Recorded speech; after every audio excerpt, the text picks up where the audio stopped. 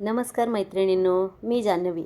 माझ्या चॅनलवरील या पहिल्या व्हिडिओमध्ये आपण कलेची देवता असलेल्या गणपती बाप्पाची रांगोळी साकारणार आहोत. कोणत्याही शुभकार्याची सुरुवात आपण श्री गणेशानेच करतो. म्हणूनच मी सुद्धा माझ्या प्रवासाची सुरुवात बाप्पाच्या रूपानेच करत आहे. गणपती बाप्पाचं प्रत्येक अंग आपल्याला काहीतरी शिकवत असतं. त्याचं मोठं मस्तक आपल्याला मोठा विचार करायला सांगतं, तर त्याचे छोटे डोळे एकाग्रता दर्शवतात.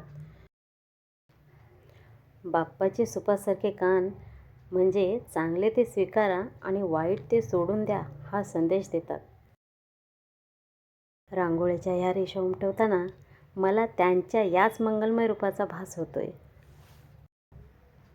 रांगोळी ही केवळ रंग आणि रेषांची जुळवाजुळव नसते, तर ती मनातल्या भावना व्यक्त करण्याचे एक माध्यम आहे. जेव्हा आपण बाप्पाची रांगोळी काढतो तेव्हा प्रत्येक रंगात एक वेगळीच सकारात्मक ऊर्जा जाणवते. पिवळा रंग हा मांगल्याचा तर लाल रंग हा शक्तीचा. ही कला मला मनःशांती देते आणि आशा आहे की तुम्हालाही हा व्हिडिओ पाहताना तीच शांतता मिळेल.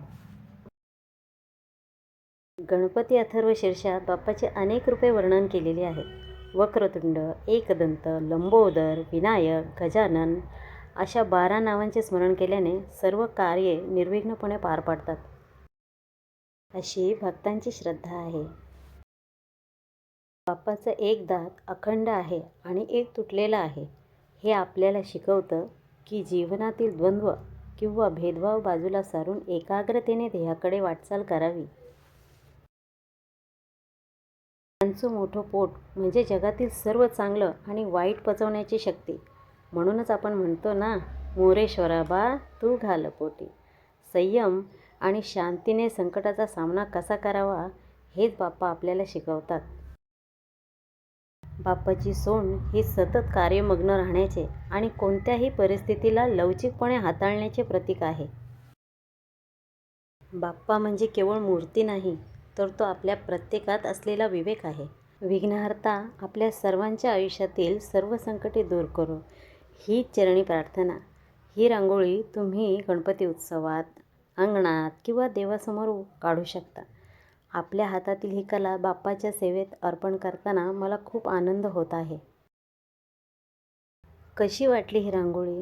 कमेंटमध्ये गणपती बाप्पा मोरया लिहायला विसरू नका. माझ्या या पहिल्या प्रयत्नाला तुमचे आशीर्वाद आणि प्रेम नक्की द्या. चॅनलला सबस्क्राईब करा आणि सोबत राहा. धन्यवाद.